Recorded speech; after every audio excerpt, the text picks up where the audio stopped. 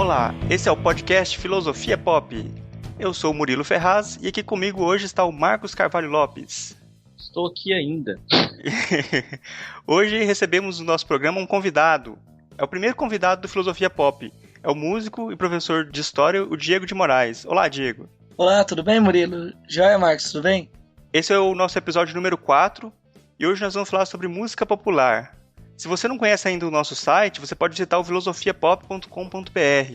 Você deixa lá o seu comentário, que é muito importante pra gente, principalmente nesse começo, que a gente está começando agora o podcast, é muito importante ouvir dos nossos ouvintes o que eles estão achando, tem um feedback, né, tem um retorno, que é muito importante pra gente saber o que tem que melhorar, como é que tá o programa. E a gente também publica lá no nosso site os contatos para você encontrar a gente nas redes sociais e contato para e-mail também, para conseguir conversar mais com a gente de uma maneira mais próxima. E também para participar do sorteio de brindes. Que vai ter no futuro longínquo. No Filosofia Pop, a gente pretende conversar sobre temas filosóficos e usar uma linguagem acessível. E a ideia é usar também referências culturais para aproximar mais a conversa da gente, da vida cotidiana da gente, né? A cada 15 dias, sempre às segundas-feiras, a gente vai soltar um programa aqui para iniciar essas conversas com vocês. O papo de hoje da gente foi sobre música popular. E o que você achou do papo de hoje, Diego? Poxa, achei muito bacana, né? Até quando tiver outro bate-papo aí, né? Espero que tenha essa oportunidade. Muito bacana o site, inclusive tem muitos textos ali legais e tal. Parabéns mesmo aí pela iniciativa. Opa, valeu. E você, Marcos, o que você achou dessa conversa de hoje? Não, a gente vai chamar o Diego ainda para falar mais, não só sobre música, mas pro trabalho dele sobre a filosofia brasileira. Vai ter outra visita do Diego aqui, a gente vai falar mais. Acho que vai render mais coisa. Bacana. Legal. Acho que inclusive nessa conversa a gente foi muito para esse lado de filosofia brasileira, né, de como a música também está relacionada com isso, né, com a filosofia no Brasil. Então vamos começar agora o nosso papo sobre música popular.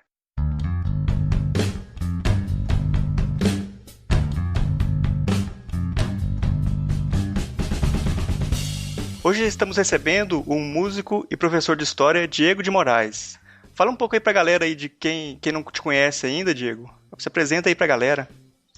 Bom, eu sou professor de história, né, na UEG, né, Universidade Estadual de Goiás de Uruaçu, que é um emprego que me permite desenvolver o meu trabalho, né? Lá é um emprego que eu faço, mas meu trabalho mesmo é a minha música. A minha música sou eu, né? Eu sou o que eu faço e tal. Atualmente, meu nome artístico, meu pseudônimo artístico, eu tenho adotado Diego Mascate. Então, se jogar lá na internet, no site, né, diegomascate.com.br, tem o meu disco novo, também Diego Mascate no Instagram, no Facebook tem a fanpage, no Twitter e etc, né, tal. O mascate é o vendedor andarilho, que passa por vários caminhos, né? Então eu vou levando várias coisas diferentes, atravessando caminhos, né? Tanto o rock, o punk rock, a música brasileira, a música caipira, etc. E até o clown, o palhaço, né? Eu cheguei a ser valorizado pela minha cara de palhaço. Interessante isso também, né? Olha só. Então é meio isso aí. E daí eu participo de alguns projetos, né?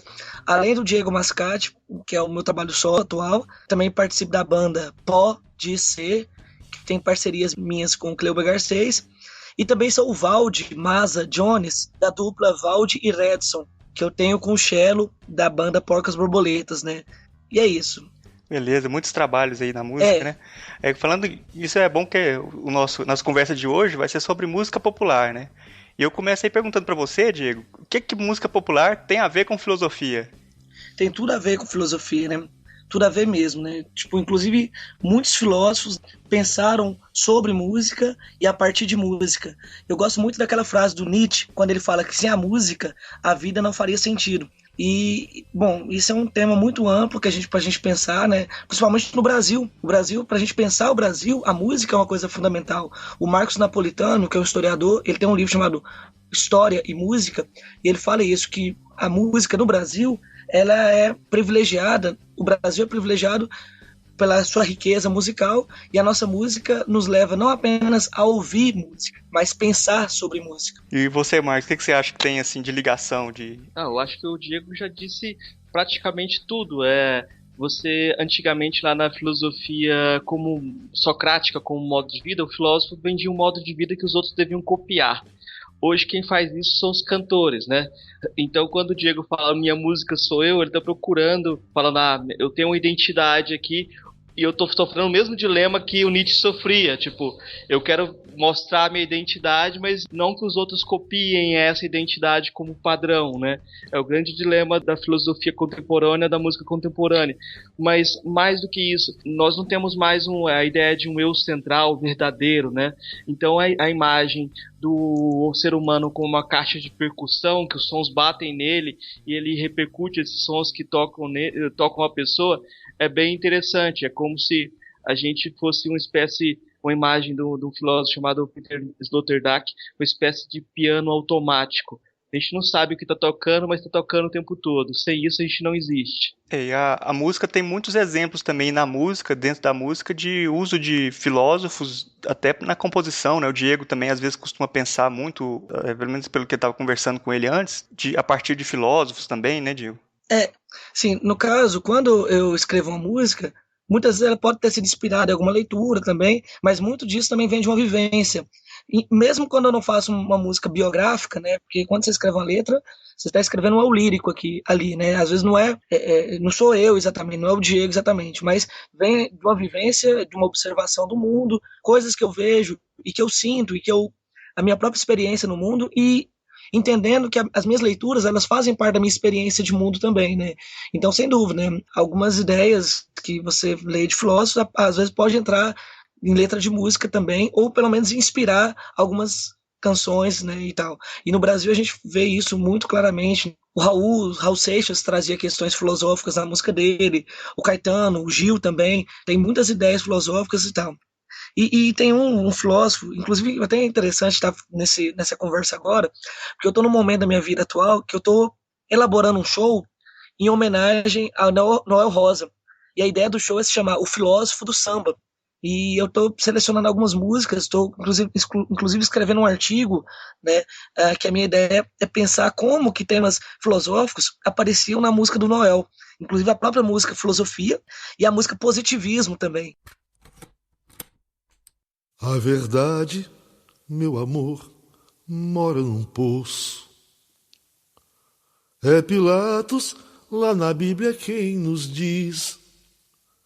E também faleceu por ter pescoço o autor da guilhotina de Paris. Eu acho que até agora, pelo que eu vi, o Noel acho que foi um dos únicos caras que viu poesia no Augusto Conte.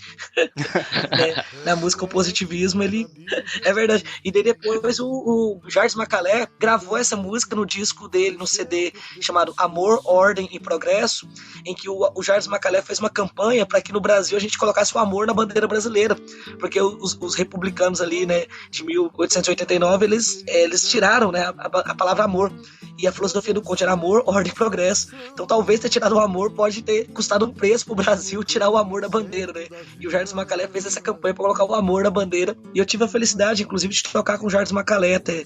E para quem nunca não viu isso, tem no YouTube. Coloca assim, Diego Mascate, Jardim Macalé, eu cantando com ele ali a música Soluço. Bacana. O Marcos também tem trabalho que liga filosofia com música também, né? Que escreveu inclusive um livro, né, sobre a Legião Urbana.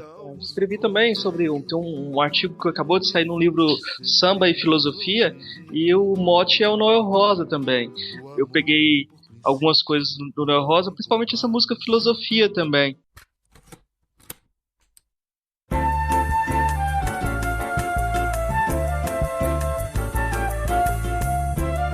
O mundo me condena e ninguém tem pena, falando sempre mal do meu nome. Mas a autoimagem dele como filósofo do samba é muito bacana. E eu peguei justamente mostrando assim, lá na Grécia Antiga tinha na comédia as figuras da soberba e da ironia, né? O Aristófanes usava essas imagens, Platão utilizou essas imagens dentro da caracterização dele do sofista e do filósofo, né? O sofista é aquele que quer parecer que sabe, mas não sabe. O filósofo seria o contrário. Eu acho que o Noel Rosa brinca bastante com essa questão da imagem, uma imagem elitizada do saber, né? E ele consegue se colocar, eu eu acho que ele consegue construir uma soberba ironia. A música tem essa possibilidade de construir outras possibilidades, né? Eu acho que aí o samba tem esse caráter de autoconstrução da imagem do brasileiro e da imagem do pensamento também. É porque aqui no Brasil a gente tem muito pouca tradição de escrever filosofia, o filósofo mesmo, como se encontra na Europa, parece, né? Sobre essa questão, né, da discussão sobre a filosofia e até a falta de filosofia, de um exercício filosófico mesmo no Brasil, né, particularmente na academia. Inclusive, dentro da universidade, né, na UFG, eu fiz uma pesquisa sobre um filósofo brasileiro e fazendo dentro da minha pesquisa, ela leva uma crítica, né, e uma análise crítica da própria universidade hoje e tal. Esse filósofo chama Álvaro Vieira Pinto. Ele é desconhecido na universidade até, ele foi professor do Paulo Freire até, o Paulo Freire chamava ele de mestre brasileiro, tanto que quando teve o golpe de 64, ele foi exilado depois, ele foi pro Chile, ele foi pro exílio, um pouco por ajuda do Paulo Freire para ele ir trabalhar lá e tal, e ele volta pro Brasil e produziu um trabalho solitário, né, aqui no Brasil também depois do exílio. Mas a minha pesquisa, eu discuti a obra dele produzida no ISEB. O ISEB era o Instituto Superior de Estudos Brasileiros, que foi fundado em 56 e foi destruído em 64. Então foi fundado ali dentro da questão do nacional desenvolvimentismo, e o ISEB era uma instituição que tinha por função pensar o Brasil, pensar o desenvolvimento brasileiro e tal, né? O debate da época estava muito relacionado à discussão do subdesenvolvimento, que era um termo muito usado na época, e que era preciso desenvolver o Brasil, né, dentro do contexto do capitalismo mundial, etc. E esse filósofo, o Álvaro Vieira Pinto, ele era um médico e ele tinha feito uma tese na Sorbonne e voltou, uma tese inclusive sobre Platão, era um poliglota, e ele volta como um erudito, muito respeitado, né, no Rio de Janeiro, e ele é convidado para participar do ISEB. E no ISEB ele é meio que obrigado, pela própria orientação da instituição, a pensar o Brasil. E daí ele começa a se voltar para as questões do Brasil, né, tal, e ele começa a falar isso, que muitas vezes na obra dele maior de 1960, chama Consciência e Realidade Nacional, é um livro de 1000 páginas, são duas partes, né? Tem a primeira parte que chama Consciência Ingênua, em que ele fala da consciência que não se vê situada e que muitas vezes a elite tem esse tipo de consciência e tal, e no segundo volume ele tem a consciência crítica, a consciência em crise, né, que está sempre procurando se refletir e sabe que as suas verdades elas não são absolutas, mas elas pertencem a uma circunstância histórica, nacional, social, etc. Né? E ele produziu essa obra, e engraçado que no volume da Consciência Ingênua tem um capítulo chamado Pedantismo, um ensaio grande sobre o pedantismo.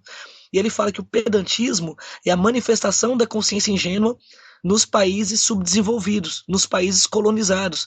Nesses países que foram colonizados economicamente, socialmente e tal, no meio acadêmico e erudito, também tem uma colonização, e é por isso que muitas vezes esses intelectuais preferem citar os autores de fora e falar do que vem de fora, do que enfrentar as suas questões, né, reais da sua sociedade. Ele fala até, tipo assim, é o tipo de intelectual que fala difícil, para o povo não entender, né? Ele fala não para ser entendido, mas para ser aplaudido. Era o caso que tinha na época dos anéis de doutor, né? O cara usava um anel de doutor para sair exibindo. Engraçado até lembrar do anel de doutor, o Assis Valente ironiza o anel de doutor, né? No samba dele agora.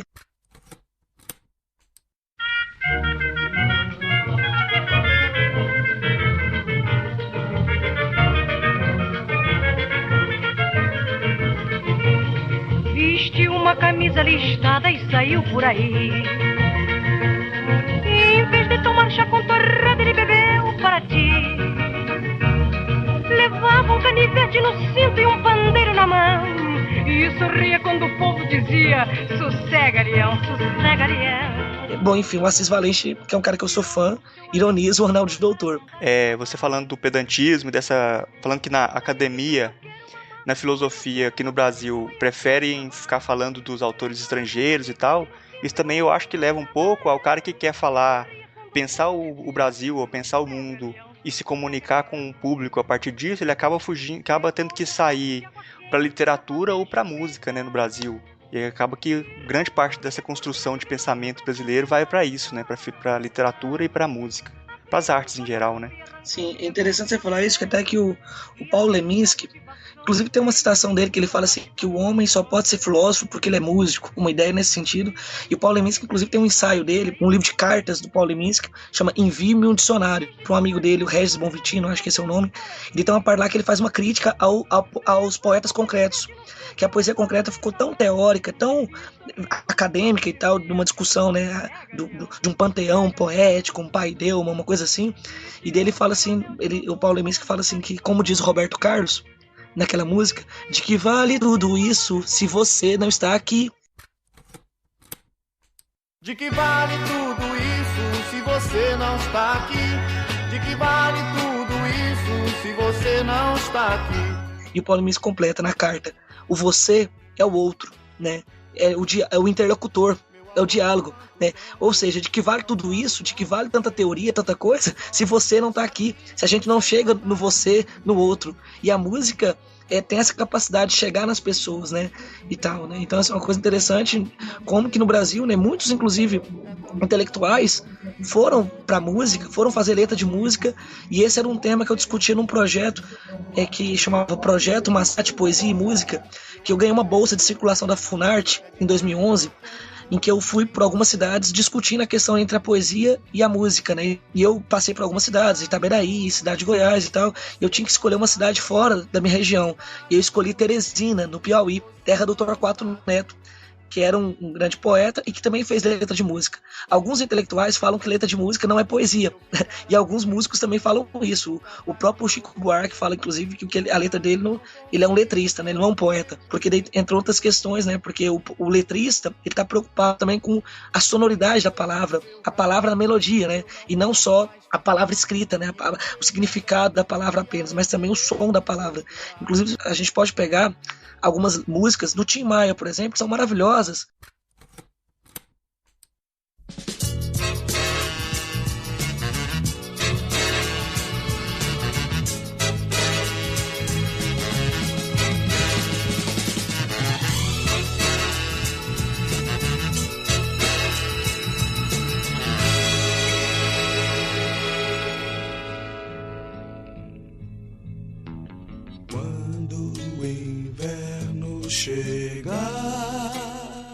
Mas você escuta, é primavera, te amo. Aquilo é gigante, é maravilhoso. Mas se você for ler aquilo não é exatamente, né, não tem uma força poética tão grande quanto a palavra cantada, né? Mas eu acho bem interessante o que você disse sobre o Álvaro Vieira Pinto, porque eu não conheço o autor.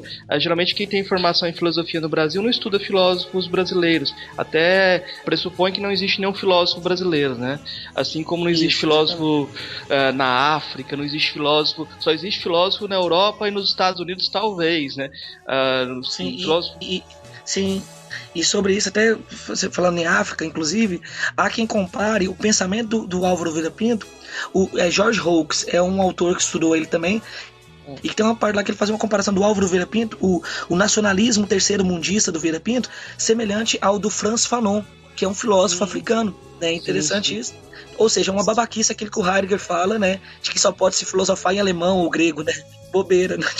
Eu tava até brincando agora, eu comentando com o Murilo, que eu tava brincando assim de ligar um aparelho contemporâneo, uma tecnologia com um filósofo, né? Pra brincar com o que mudava o conceito dele. É que na hora que você falou assim, a tecnologia e o conceito, eu lembrei que tem um último livro que foi lançado do Vieira Pinto, chama O Conceito de Tecnologia.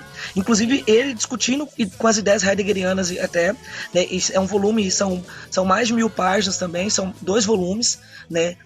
No primeiro volume ele chega a entrar na questão da cibernética e numa discussão de técnica e tal, né? Inclusive lendo o livro, até me lembra um pouco o Álvaro Vieira Pinto, por exemplo, ele faz uma crítica da ideia de uma revolução tecnológica, porque muitas vezes a revolução industrial, como ela foi colocada pela burguesia, parece que foi o capitalismo que promoveu aquilo, e não, e na realidade todo o desenvolvimento tecnológico ele vem de um processo de toda a humanidade, etc, né, de um processo milenário e tal. A gente pode fazer uma ligação disso com aquela imagem do 2001, o filme lá do Kubrick, né?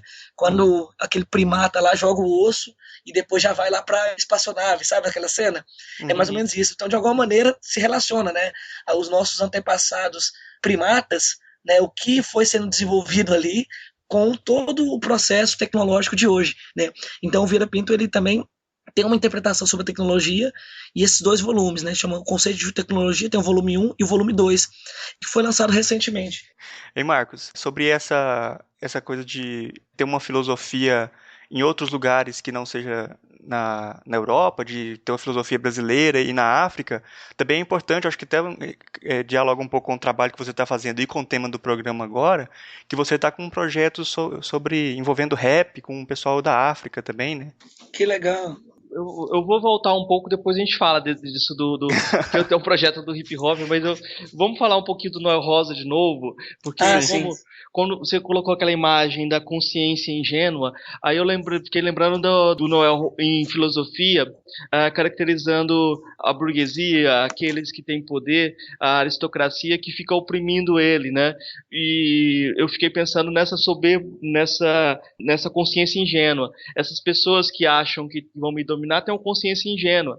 E ele, como um filósofo do samba, ele consegue fugir desse pedantismo, né? Eu acho isso muito com ironia. Eu acho que talvez isso se encaixe. Você acha que se encaixa também? Nossa, é muito interessante isso, e até mesmo em Último Desejo.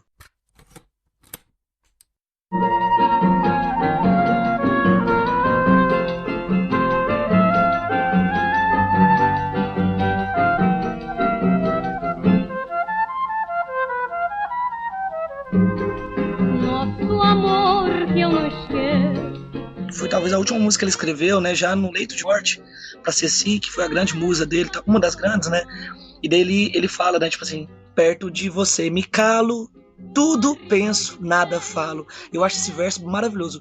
Perto de você me calo, tudo penso, nada falo. Tenho medo de chorar, nunca mais quero seu beijo, mas meu último desejo você não pode me negar. Se alguma pessoa amiga pedir que você lhe diga se você me quer ou não, diga que você me adora, que você lamenta e chora a nossa separação. As pessoas que eu detesto, diga sempre que eu não presto, que o meu bar é o botequim, que eu arruinei a sua vida, que eu não mereço a comida que você pagou pra mim. Enfim, essa música é uma obra-prima, né? Brilhante, fabulosa, né, tal. A primeira parte, né, ele lembra do amor. Na segunda parte, ele volta à preocupação com a sociedade, né? Ele também ele coloca esse conflito. E ele fala, pros meus amigos, você fala que eu fui legal. Pros meus inimigos, você pode falar que eu sou um desgraçado, né? Na letra também entra essa ironia, que nem você falou. E o Noel tem muito isso em vários momentos da letra dele, né? Eu ouvi algumas músicas suas. Eu ouvi principalmente que estava no site. Eu baixei os álbuns aqui, não deu pra ouvir ainda. E me parece que você também brinca com essa situação de que todo mundo tem que ser original. E qual a relação que tem que ter com a sociedade. Para um historiador isso deve ser um tema e tanto, né? Porque geralmente o historiador contextualiza qualquer pessoa e ela vira parte da sociedade. O artista tem que ter um apelo da autenticidade na música popular. A autenticidade que é uma coisa bem diferente, né? Não é você inventar algo totalmente novo. O que você acha desse tema da autenticidade em relação com a sociedade? Fala aí da sua experiência. Essa coisa do novo e da autenticidade e tal, né? E essa busca, eu, por exemplo, eu sempre tô em tensão, assim, comigo mesmo, né? Em busca. Eu acho que, assim, que o artista é o criador, assim, ele busca, né, da dor dele criar algo também, né? Ou um fingidor, como diz o Fernando Pessoa sobre o poeta e tal, né? Sobre essa questão, eu gosto também, voltando até o Leminski de novo, tem um poema dele, que inclusive o Itamar Assumpção cita esse poema no início da música Prezadíssimos Ouvintes. O novo não me choca mais, nada de novo sob o sol. O que existe é o mesmo ovo de sempre, chocando o mesmo novo. Muito prazer. O poema do Leminski fala assim: o novo não me choca mais, nada de novo sob o sol. O que existe é o mesmo ovo chocando o mesmo novo. Tem uma entrevista que eu dei pro programa Raízes, tem no YouTube essa entrevista inteira, e na hora que eu citei isso, até o Edival Lourenço, que é um poeta daqui de Goiânia, né, tal, que ganhou o prêmio Jabuti e tudo, ele estava entrevistando, ele fala, nossa, Diego, mas é engraçado que nesse poema tem um verso, nada de novo sob o sol, que é lá do Eclesiastes, né? Nem esses versos do Leminski são tão novos assim. né, e tal. Então tem esse conflito, né, da busca do novo, né, da criação, a gema do novo, como diz o Walter Franco na música dele e tal. Mas também tem aqueles outros grupos. Eu achei legal você falar da autenticidade, porque tem aqueles que buscam, particularmente as vanguardas, buscam inovar na estética, mas também tem aqueles da tradição, aqueles músicos da tradição popular, né? Então, que buscam, no caso, manter viva uma tradição também. Mas para manter viva essa tradição, é preciso ser autêntico também, mesmo levando adiante essa tradição, né? Uma coisa, por exemplo, é um João Gilberto, que criou um estilo e fez toda a obra dele dentro daquele estilo que ele próprio inventou. Outra coisa é um artista fake, né? Que às vezes soa como pastiche ou imitação. Ou mesmo aquele que faz o pastiche de uma maneira irônica, como em alguns momentos da minha música eu faço isso, e eu acho que, por exemplo, que os Mutantes também faziam isso em alguns momentos, né? De uma maneira irônica, eles brincavam com outros estilos, tal. Inclusive no próprio 2001, que é uma parceria da Rita Lee com o Tom Zé.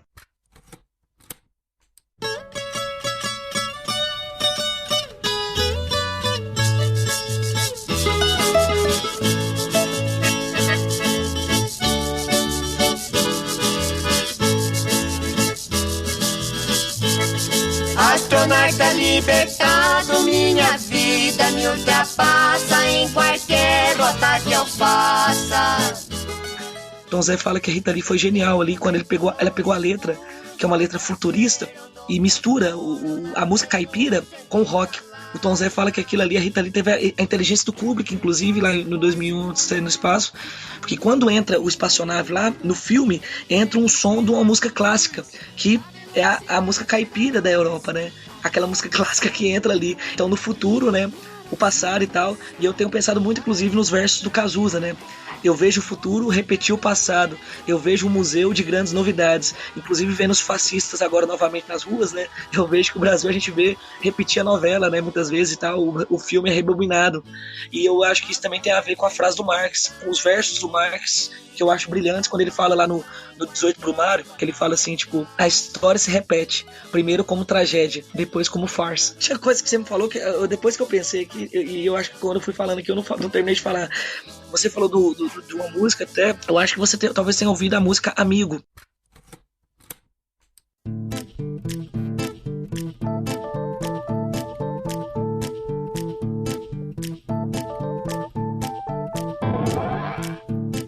Amigo, amigo, amigo, eu sempre tento ser um pouco diferente.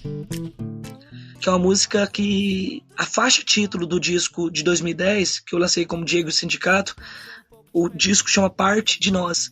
E tem a ideia de que aquele disco é parte de nós, ele é um pedaço da gente, mas está partindo de nós também, ele sai da gente, né? Ele é da gente que ele saiu.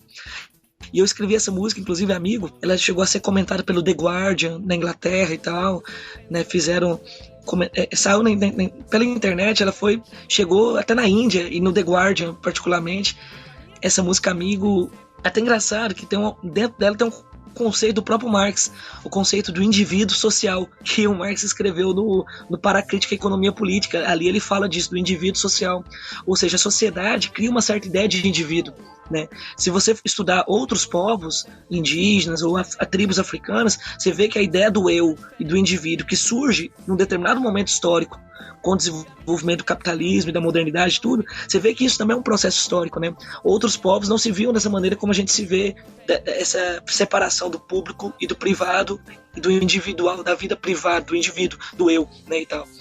E isso aparece na minha música, nesse tipo de conflito também. Eu acho que também tem uma coisa que hoje a tecnologia modifica muito, no caso da música, que é essa possibilidade de distribuição, que antes era muito centralizada em alguns agentes ali que distribuíam a música, que era praticamente a única oportunidade que você tinha de ser conhecido fora do seu quintal. Eu quero também perguntar nesse caminho, depois eu completo sua pergunta também. Vamos metralhá-la com perguntas. E hoje a internet possibilita, ao mesmo tempo que possibilita que você chegue a qualquer lugar do mundo, ela também cria uma concorrência muito grande, porque multiplica muito as vozes, né, na internet. ficou silêncio agora. Um silêncio de morte, né? A pausa em vaias, né? Deixa eu completar a pergunta junto com essa, porque eu acho que tem tudo a ver. Antigamente você podia fazer uma divisão bem fácil entre aquelas pessoas que assistiam a performance do artista e seguiam o artista através da performance, que viam o cara tocar ao vivo, os fãs, por exemplo, do punk lá na Inglaterra, ou que iam no show de punk, daqueles que escutavam longe, escutavam somente a gravação. Quem consome a gravação do artista muitas vezes não estava ligado ao ambiente em que ele vivia, as ideias que o artista propagava. É muito fácil você ter uma pessoa que só escuta música no interior, que nunca viu um show ao vivo, e misturar artistas que são totalmente contrários em suas ideias para aqueles que são fãs e vivenciam as performances. Eu acho que a internet acabou diluindo essa divisão, assim. Eu acho que a pergunta do Murilo também aponta nessa direção, né? Você acha que a aproximação entre performance e gravação, algo assim, dá para ter fãs que entendem suas ideias em lugares muito longínquos? Não sei. Bom, nossa, foi uma metralhadora de questões, né, que vocês lançaram. Bom, sobre a questão da performance, da gravação, eu acho que são obras artísticas diferentes até. Elas podem ser semelhantes, mas são diferentes. Eu me lembro assim que uma vez eu vi uma entrevista com o Mick Jagger, em que ele fala assim que ele detesta fazer um show em que a plateia fala, nos entretenha. Então, se você quer só ouvir o disco perfeito no show, então fica em casa, né? Não precisa ir no show, né, e tal. E ao mesmo tempo que na gravação, no estúdio, o próprio estúdio, as tecnologias, né, do próprio estúdio, não só dos instrumentos, mas o recurso que os estúdios te oferecem, podem fazer você produzir obras fabulosas, né, que também não serão executadas daquela maneira exatamente no show. Tem um disco, por exemplo, do Júpiter Maçã, Júpiter Apple, que eu adoro, que chama Re-Civilization.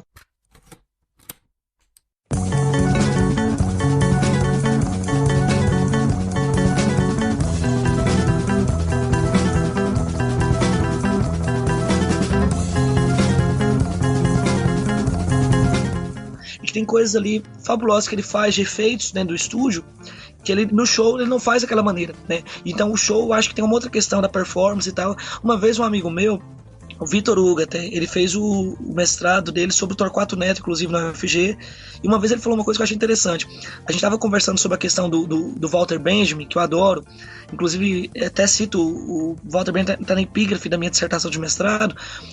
Ele falava daquela questão daquele livro do Benjamin, da obra de arte na era da reprodutibilidade técnica, que tem tudo a ver, né, com isso que a gente está falando. Eu imagino que se o Walter Benjamin estivesse vivo hoje, ele estaria investigando e pensando sobre essas coisas todas, né, que a gente está falando agora sobre a música hoje. E daí, lá, ele fala da questão da aura, né, que a reprodução das imagens e tal, tirava, no caso, uma certa aura que a obras de arte tinham e tal. E um amigo falava assim que talvez o show ainda tem uma aura, né, que é a ideia do estar ali. Eu estava lá no show. E a gente fica pensando, por exemplo, que gente que, quando o Bob Dylan, por exemplo, sai em turnê, pessoas saem viajando, acompanhando ele, né, porque querem estar ali, porque cada show vai ser uma novidade, né? Ele vai ter outra coisa, vai ter outra interação com o público e tal. E também fazem isso com o Roberto Carlos também, né? O Roberto Carlos estava agora em Las Vegas, né? E tem gente do Brasil que vai lá assisti-lo, né? E tal. Os fãs vão acompanhando o artista porque querem estar ali. As pessoas viajam. O povo foi agora para Brasília para ver o Kiss, porque queria estar ali naquele momento, né? E tal. Então eu acho que tem um pouco essa questão, né? A diferença da performance e da gravação. Inclusive, talvez a gente for pensar, tem bandas hoje que pela própria tecnologia no estúdio são maravilhosas e que no show não é tão bom assim. E eu acho muito bom assim quando a pessoa vai ver um show meu e fala, nossa, eu gostei mais do show do que da gravação. Eu falei, nossa, que bacana, que legal. Porque as bandas que eu gosto, The Who, por exemplo, a informação, o que a gente vê é um pouco isso, né? Que o show do The Who era uma coisa fabulosa, né? Era uma coisa fabulosa. Então, às vezes, no show era uma outra, um estar ali, um estar presente, né? Uma outra interação e uma coisa muito visceral. E você falar, por exemplo, a gente pensar os shows do Nirvana, por exemplo, você citar o punk, né? O punk particularmente ali a partir de 1977, todo o cenário do do it yourself, o punk é fundamental na minha maneira de pensar a música e de me pensar na música também. A ideia do faça você mesmo, do do it yourself, foi o que me incentivou muito a levar adiante as minhas ideias e tal. Inicialmente eu era baterista, né, de bandas que tinham influência do punk e tal. e depois eu fui me informando pelo folk e outras coisas e tudo, e a música brasileira inclusive, né, e fui perdendo a vergonha na cara e assumi essa coisa do faça você mesmo, que é uma mensagem que tem a ver inclusive com anarquismo, tem a ver com a autogestão, com coisas, né, que com várias ideias nesse sentido e tal. Uma vez o Rogério Skylab, ele falou uma coisa sobre o punk que eu achei interessante. Ele fala que o punk tem a ver com estar aqui e agora, fincado no real, né? No momento em que o rock, muitas vezes o rock progressivo inclusive, estava viajando nas suas viagens de LSD e tudo, e entrando em mundos mitológicos e tal, o punk coloca em questão novamente as questões sociais. Quando os Sex Pistols gritavam God Save the Queen, ou quando os Ramones gritavam, né, as suas questões, ou quando Dead Kennedys, o próprio nome da banda, né, Dead Kennedys, é como se no Brasil a gente fizesse uma banda chamada Fernanda Montenegro Esquartejada, né, porque o Kennedy é uma coisa idolatrada nos Estados Unidos, né, e o nome Dead Kennedys era muito provocador, e tinha muitas questões provocativas dentro do punk, dentro do Dead Kennedys. Me lembrei que agora, por exemplo, aquela música dele, Holiday em Camboja, né, imagina passar as férias lá no Camboja. Então acho que tem muito isso e tal. Acabei fazendo essa digressão, né, em relação ao punk, essas coisas todas. Mas eu queria fazer um comentário em relação à internet. A gente vive um momento, né, que as pessoas elas podem gravar as coisas em casa, jogar na internet e tal. Por exemplo, o que aconteceu com Bulgarins.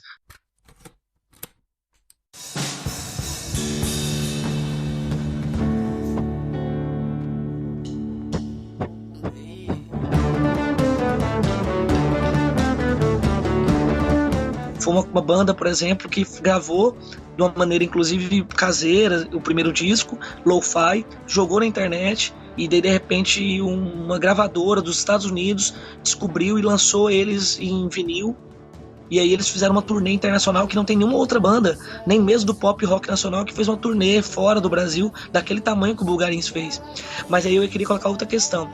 Será que a internet está realmente democratizando a música e o acesso? Essa é uma questão que eu tenho me enfrentado comigo mesmo, assim, achando também que a gente está num momento muito ruim por outros aspectos da cultura no Brasil. E aí eu me lembro de uma música do Itamar Assumpção, que a música chama Cultura Lira Paulistana.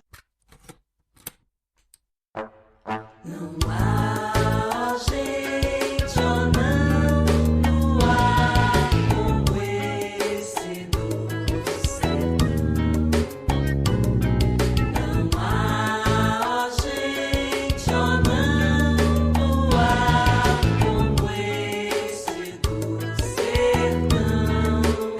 Pobre cultura, ditadura, pulou fora da política.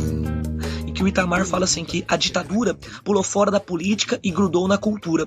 Apesar da gente ter um momento da internet de muito acesso à informação e tudo, no entanto, existe uma ditadura do capital em que a mídia ainda tem uma influência muito grande, né, em muitas pessoas, né, existe uma indústria muito grande, né, tal, e que não permite que às vezes as pessoas conheçam bandas que estão produzindo, como por exemplo Cidadão Instigado, que é uma das minhas bandas favoritas, como por exemplo o próprio Bulgarins. Outro dia eu vi uma entrevista com o Bank, do Bulgarins, e eu acho ele um cara esclarecido, ele não é um cara deslumbrado com o que aconteceu com o Bulgarins, e ele falava na entrevista, inclusive pro Popular, ele falava que o cenário independente ainda não é sustentável, que a banda tá tocando e tudo e tal, mas tem muita gente em Goiânia que nunca ouviu falar deles e que nem sabe, e muita gente não vai chegar o som deles, né, e tal.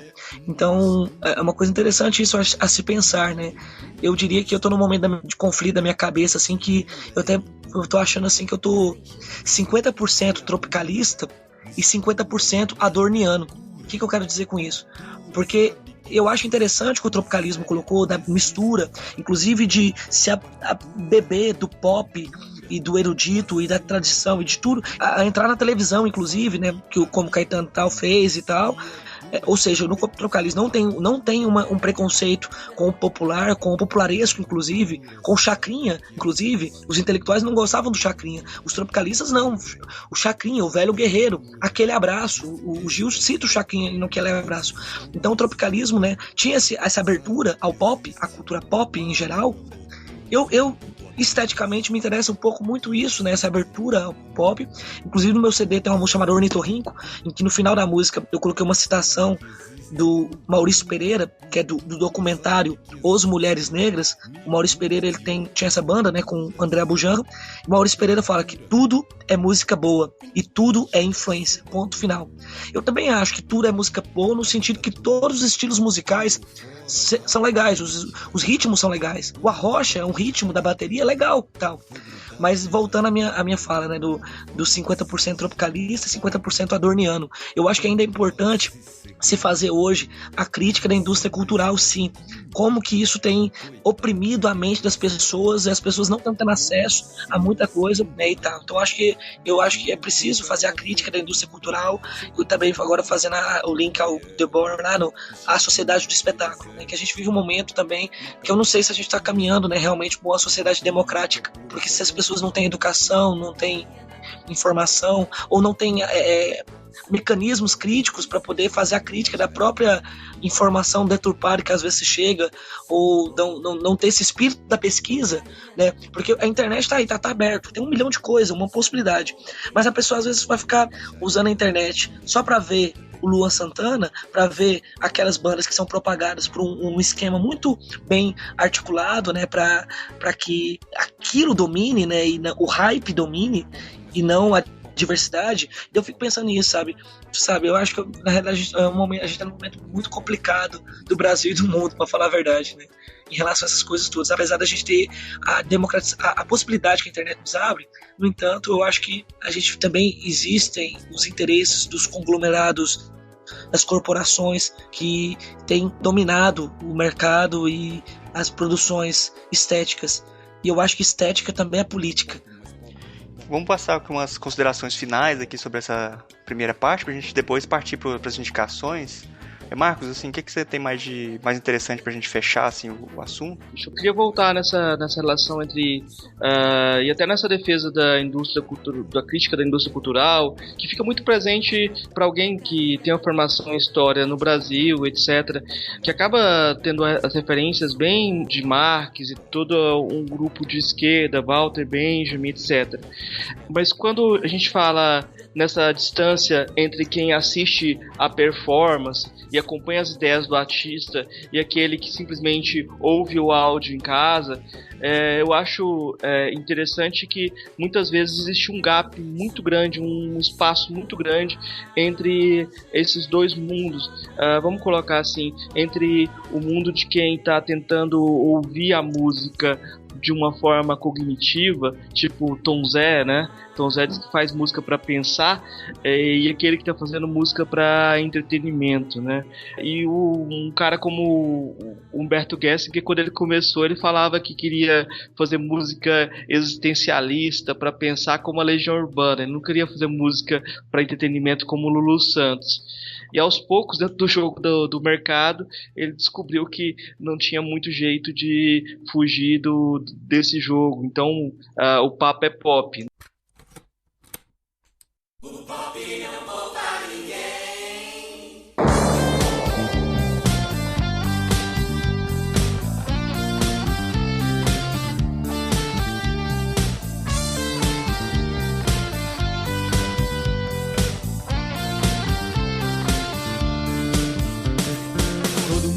No final das contas, nós somos consumidos mesmo. Eu não sei se você se preocupa com essa distinção, essa distinção, essa distância entre aquilo que você pensa, suas referências, e aquilo que o público consome, aquilo que eles interpretam do que você faz. Me parece que uma postura irônica em relação a isso transparece nas suas músicas, principalmente quando você relaciona as músicas aos clipes, a forma como de estranhamento que você procura produzir. Eu queria que você comentasse um pouco sobre isso, sobre essa diferença de recepção. Sim, inclusive eu acho que essa diferença, né, entre o pensamento gerado dentro da própria obra e como que às vezes aquilo é consumido e como às vezes, inclusive às vezes aquilo é deturpado muitas vezes, né, ou interpretado de outra maneira, né, o que é uma coisa normal, pra falar a verdade, porque o que é publicar, né? Publicar é tornar público. Eu gosto, por exemplo, do livro do Humberto Eco, Obra Aberta, que de alguma maneira a obra de arte ela tem é algo aberto também. Você lança uma coisa e o público pode receber aquilo de diversas formas, né, e tal. Inclusive eu acho que sobre isso foi uma aflição, tal, imagino, para os Beatles, né? Porque ali na Beatlemania, eles começaram a perceber, por exemplo, o John Lennon fala isso claramente, né, que eles iam fazer shows, inclusive na época o som não era tão bom, né, o equipamento de som não chegava o som para o público e aquela multidão lá para vê-los, e eles eram apenas formiguinhas no palco, assim, as pessoas não estavam entendendo o que eles estavam falando e tal, né, e etc. E isso é interessante quando no Sgt. Pepper's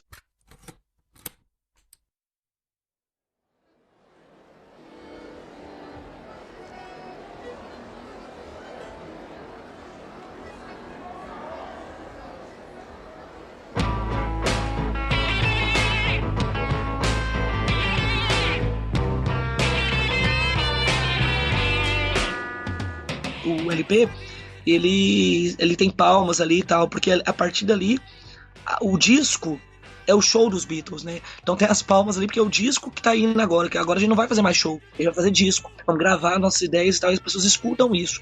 A gente não quer mais ser um bonequinho, um fantoche da indústria cultural. Eu sou muito fã dos Beatles, inclusive por essa postura, né, que o John Lennon fez dentro da própria indústria cultural, de fazer a crítica disso, o John Lennon e todos eles também, né? Mas eu acho que o John Lennon com um viés mais crítico, né? Que a própria carreira solo dele levou adiante isso, essas críticas, né, contundentes à política, inclusive à religião, né? Imagine um mundo sem religião. Deus é um conceito pelo qual nós medimos a nossa dor. The dream is over. Então eu acho interessante, o John Lennon, ele é um cara que ele colocava isso, né? E os Beatles preferiram parar de fazer show e fazer só o disco mesmo e tal. Hoje, no caso, eu sou um cara que eu adoro fazer show, sim. Ontem mesmo eu fiz um show aqui no Teatro do Sesc, em Goiânia. Foi muito bacana, até porque o show você tem um espaço ali para poder falar coisas entre as músicas e tal. Né? Inclusive eu tenho que ensaiar isso para poder não falar muito, né? Porque senão vira um show de causa, né? Então eu calculo assim, tipo, nessa hora que eu falo com a banda, aqui a gente toca na sequência, nessa hora eu paro, falo uma frase e tal, depois a gente volta a tocar, né? Então no show, né, a gente tem essa intervenção também. Engraçado você ter citado a Legião Urbana, e eu acho que de alguma maneira a gente pode fazer um link dessa postura que os Beatles tiveram com a postura que a Legião Urbana tinha, inclusive. Eu diria no sentido assim, que a Legião era uma banda que não ficava fazendo muito show. As turnês da Legião eram pequenas, eles faziam poucos shows e tal. Lógico que também tinha a questão do Renato Russo ter problema com o alcoolismo e tal, e durante os shows ele era um problema e tal, e o Renato Russo inclusive falava que era pesado pra ele ficar cantando aquelas músicas, né, sabe, era uma coisa que mexia muito com ele e tal, então não era tão fácil assim, porque não era apenas entretenimento, né, também tinha uma coisa existencial muito forte, né, e tal, quando ele, sabe, há tempos, olha isso.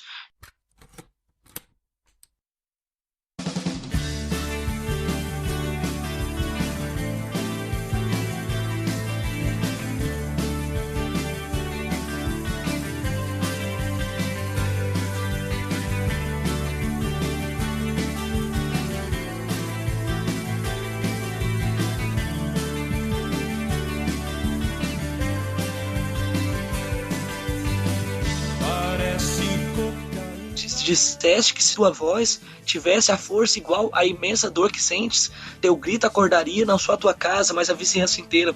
Isso pra mim é muito poético, mesmo sendo uma letra de canção popular, né, e tal. E o Renato Russo, ele teve uma postura muito forte, tanto que no fim da vida eles não iam mais em Faustão e Gugu e tudo.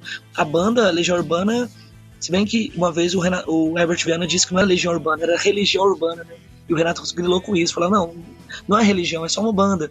E ele grilava um pouco essa coisa de colocar ele como Messias. E tinha essa outra questão, né, do cara virar de repente um Messias e tudo. Se bem que o que eu mais gosto do Renato Russo é exatamente o lado dele, que não é o lado messiânico, mas é o lado de mostrar os problemas dele, os defeitos dele. Inclusive, eu acho isso legal, sabe? Eu acho que o artista tem um pouco essa função também, sabe? Eu, como artista, não quero ser talvez por isso que eu não sou tão fã do Criolo, por exemplo, sabe?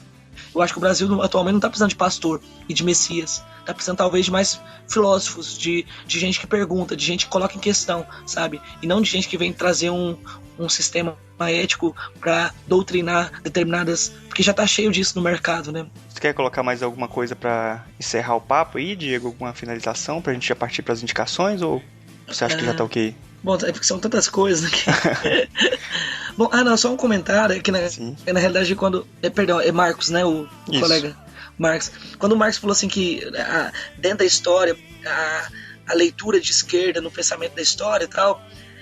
Não, existe sim essas leituras, no entanto não é bem assim, porque inclusive a historiografia hoje, muitas vezes ela está muito reacionária, pra falar a verdade.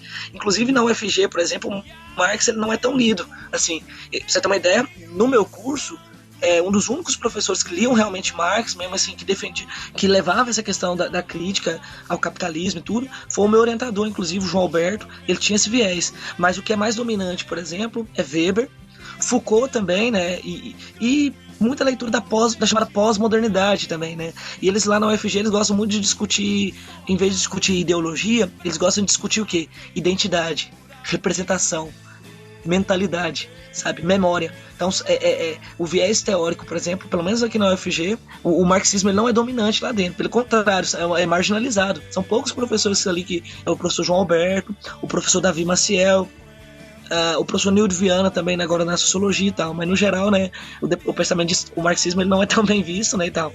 Aí, detalhe, eu quero só completar mais uma coisa, porque às vezes como eu sou citador no Marx e tal, pode ficar parecendo que eu sou marxista, né, um aluno me perguntou, professor, o senhor é marxista? Eu falei pra ele, olha, eu sou um onanista.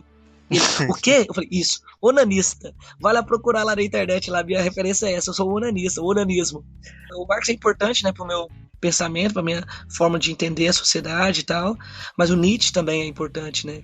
E a gente sabe que é bem diferente, né, a perspectiva do Nietzsche e a perspectiva do Marx. E não só esses dois, mas outros também, né? Que eu acho que é importante a gente não ter uma perspectiva dogmática, né? Fechada apenas num viés, né, e tal. Nesse sentido, até gosto da frase do Raul, quando ele fala, não tem certo nem errado, todo mundo tem razão, e o ponto de vista é que é o ponto da questão. Então acho que é isso, a gente tem que sempre pensar os pontos de vista. Isso, inclusive, é uma questão hermenêutica até pra gente levar adiante. Mas é isso aí. Então, vamos partir agora para as indicações. Diego, você trouxe alguma coisa para indicar pra gente aí, de livros, músicas e filmes? Bom, de filmes, eu vou indicar dois, assim, que eu acho que eu gosto muito deles. Um chama Palavra Cantada. Aquela questão que eu falava durante ali sobre a discussão sobre letra de música e poesia, esse filme entra nessa questão. E tem um outro que eu adoro, esse filme, tem ele no YouTube, chamado Alquimistas do Som. Na realidade é um documentário, né? Um documentário sobre o experimentalismo na música brasileira. Inclusive você citou o Tom Zé fala muito bem ali. Eu acho que o Tom Zé é um cara fabuloso. Eu até cheguei a pensar na possibilidade de fazer um doutorado sobre o pensamento do Tom Zé. Não sei se eu vou levar isso adiante, porque eu tô fazendo algumas ideias de rascunhos. Eu não sei, assim, sobre, talvez, assim, uma coisa, o Tom Zé é um pensador dentro da música, ele pensa, e muitas vezes, inclusive, ele é chamado nos documentários para dar depoimentos, né, sobre, como um pesquisador mesmo, como um cara que vai fazer sínteses ali dentro do documentário, né, ele fala muito naquele filme Os Filhos de João, que é um filme sobre os Novos Baianos, o Tom Zé fala ali, e nesse Alquimistas do Som, o Tom Zé fala muito, e é um filme sobre isso, o experimentalismo na música brasileira. Ele passa por Hermeto Pascoal, passa por João Gilberto, Tom Zé, Tropicália, Arrigo Barnabé, né, e muita coisa. Tem uma hora lá que o Egberto Gismonti ele fala uma coisa interessante, que ele fala que na realidade a música brasileira em si ela já é experimental, que ela já tem uma mistura, né, de influências, né, de vários lados, né, de aspectos africanos, de aspectos, né, europeus, portugueses e tal. Tem vários aspectos. Então o Brasil, lembrando aqui uma expressão do Marcos Napolitano, o Brasil é uma grande usina sonora. Então esses dois filmes acho que são interessantes, né? Palavra Cantada e O Alquimista do Som. Bom, sobre livros, ele tem uma bibliografia muito vasta, né? Tem um que eu gosto muito, que é o Luiz Tati. Ele é um professor da USP. Inclusive, ele era do Grupo Rumo, e o Grupo Rumo fazia versões do Noel Rosa e de outros grupos, outros artistas da música antiga, do samba antigo. E o Luiz Tati, além dele ser um excelente compositor, um cara genial, né, um cara fabuloso mesmo, ele na USP, ele é um especialista em semiótica. Então ele faz uma espécie de semiótica da canção. Então ele tem um livro chamado O Cancionista, né, e vários livros também, outros livros também, um chamado Todos Entoam também, em que ele leva a pesquisa dele. E a pesquisa dele é interessante, que ele tenta pensar que a música popular, a canção, vem muito da entonação da fala. e ele pensa como que a entonação da fala se desdobra em canções. Então é uma referência muito legal. Eu já citei aqui o Adorno, né? Acho que o Adorno é um cara para se pensar música, inclusive as críticas ao Adorno também. Interessante. No Brasil, a gente tem uma produção muito grande de historiografia, tanto o Tinhorão, que tinha um viés mais nacionalista. Eu sei que na universidade o Tinhorão hoje ele é muito tirado, mas eu acho que o Tinhorão não foi só um babaca. Ele fez pesquisas interessantes também, né, pra gente ler e conhecer a música brasileira, né. E uma referência atual muito interessante, chamada História e Música, do Marcos Napolitano, um historiador que se dedica à história da música brasileira. Tem outros livros também, O Som e Sentido, do José Miguel Wisnik, e vários outros. Atualmente eu estou lendo um aqui, até do Noel Rosa, como eu estou fazendo esse artigo sobre o Noel, filósofo do samba, e talvez deve virar show também, é um livro do Almirante. Foi um dos primeiros historiadores da música brasileira, e o Almirante, ele era compositor também, e ele era amigo do Noel Rosa, né? Inclusive o livro tem um caráter também de depoimento. O livro chama No Tempo de Noel Rosa, do Almirante, que é muito legal, e você já dá uma bibliografia legal para poder, né, pensar a música popular brasileira. E tem outros, inclusive do Tom Zé mesmo. Tom Zé tem um chamado Tropicalista, Lenta Luta, e tem vários artigos e ensaios do Tom Zé, que ele faz várias reflexões ali sobre música também. Muito interessante. Uma referência que eu deixo também, eu gosto muito do blog do Rogério Skylab. Ele produz muitos artigos muito bons, né? Eu acho que o Rogério Skylab, além do lado escatológico dele, tem um lado também legal, assim, como pensador da música, né? Tanto no programa dele, Matador de Passarinho, com entrevistas brilhantes, e no blog dele tem vários artigos ali. É um blog realmente que eu acho muito legal que ele escreve ali e tal, né? Que eu acho que ele muitas vezes faz coisas até mais interessantes do que alguns jornalistas hoje de música, que tá gerando uma desinformação, talvez, né? Bom, é isso. Então, vários. Tá certo. Agora eu vou passar aqui pro Marcos, para as indicações dele. Eu não vou fazer indicação, não, vou fazer pergunta de novo. Não, porque eu queria perguntar mesmo sobre o Tom Zé de novo. Eu acho que é uma pergunta interessante, porque eu acabei de dar um pequeno curso aqui sobre o Tom Zé e filosofia, né? Porque eu estou morando aqui em Santo Amaro, na região aqui de Tom Zé, tá perto, né? Irará. Então a gente tá na aura do recôncavo. Então, é bem a cidade do Caetano até, não é? É, cidade do Caetano e do Assis Valente também. Na verdade, adoro Assis Valente. Tia Ciata é de Santa Amaro. Aqui é um caldeirão cultural, cara. Aqui consideram o berço do samba, porque tem um samba chula aqui.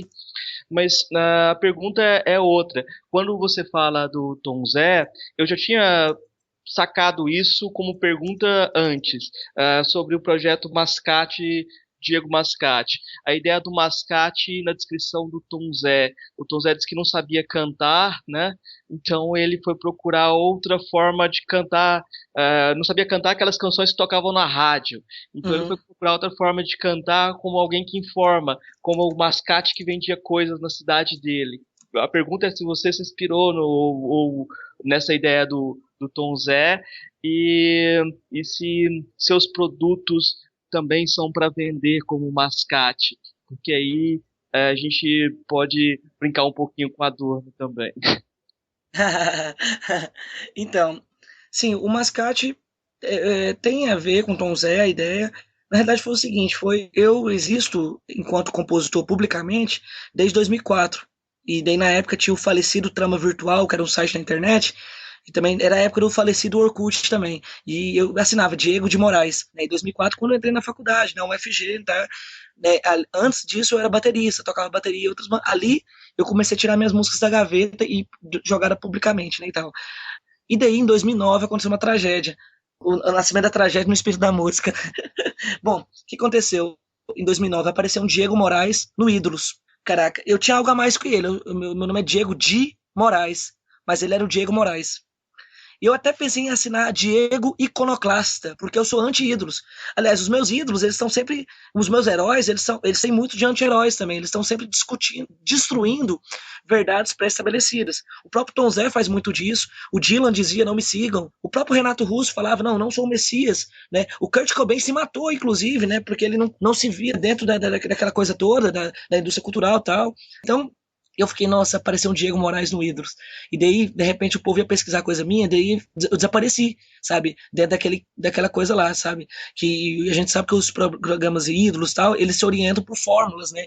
Os artistas vão lá, sabe? Tem algumas estratégias de canto e tal, e de postura e tal. E eu, sabe, eu não vou por esse lado comercial ou dentro de fórmulas pré-estabelecidas e tudo, né?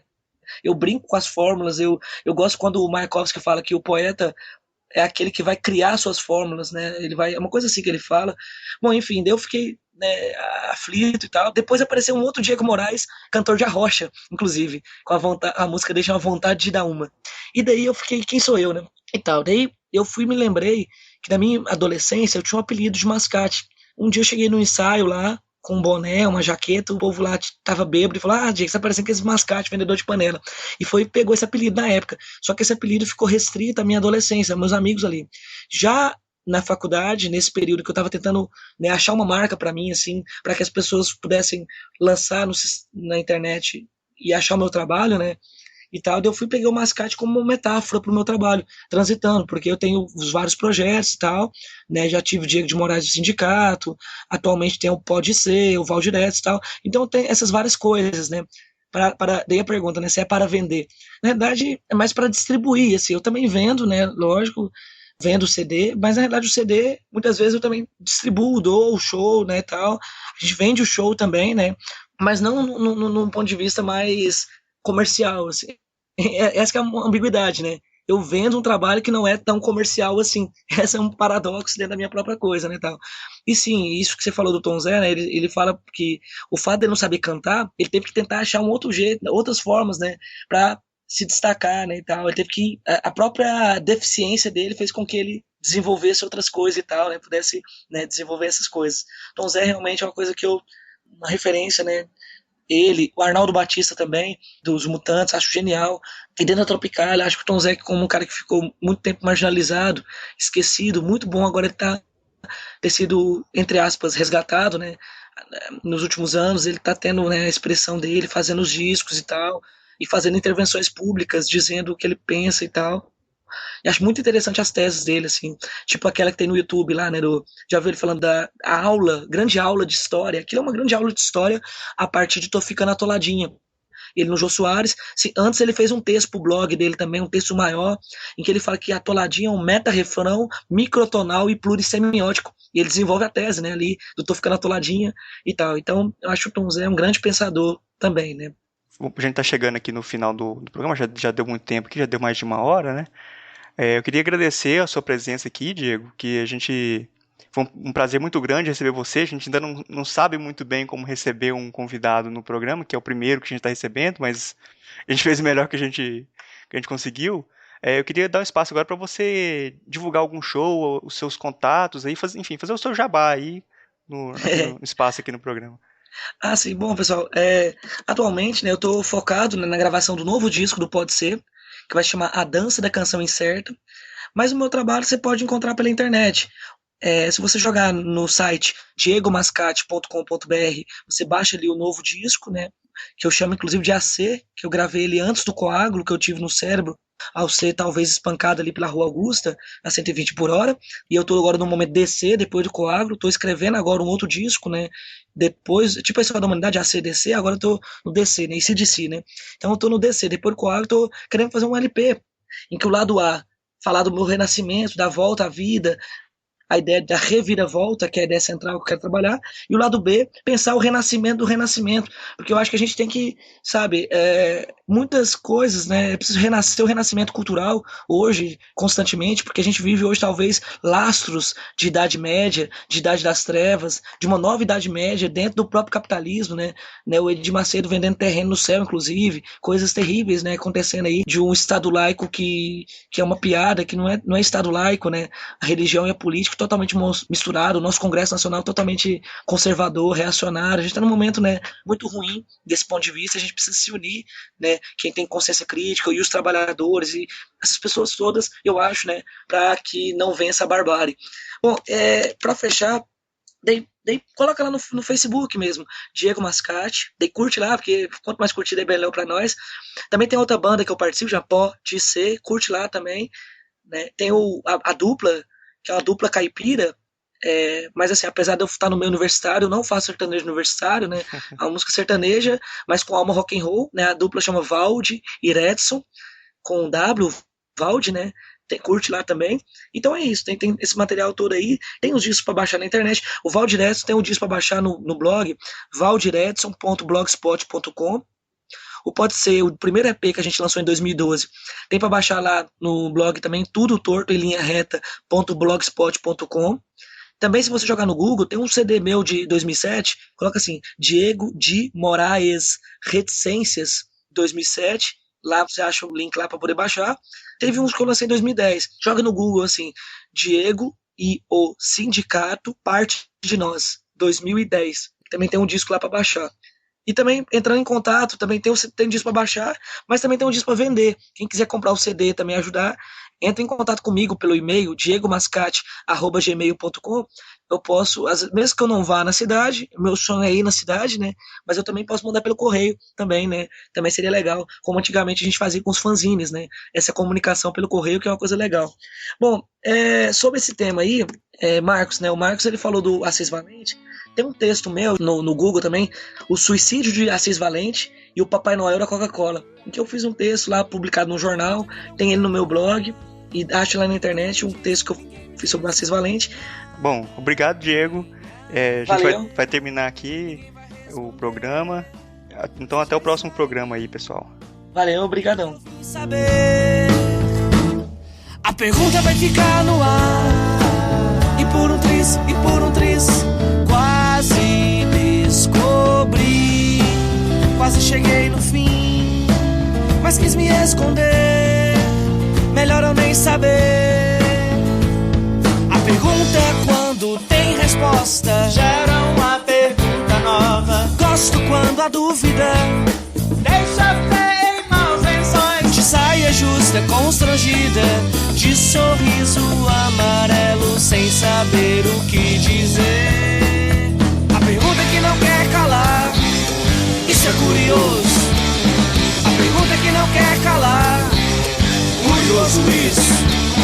A pergunta que não quer calar, isso é curioso. A pergunta que não quer calar, curioso isso.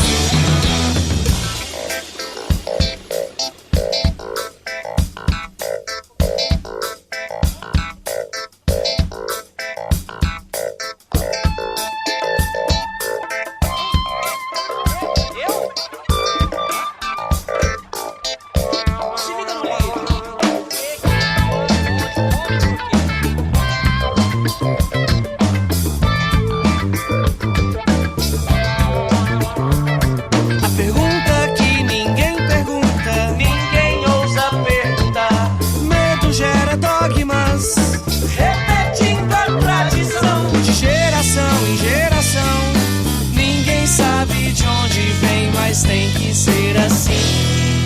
Desde que o mundo é mundo, desde que me entendo por gente. Desde quando? Desde sempre. Isso lá é coisa de perguntar. A pergunta que não quer calar, isso é curioso. A pergunta que não quer calar, curioso isso. A pergunta que não quer calar, isso é curioso. A pergunta que não quer calar, curioso isso.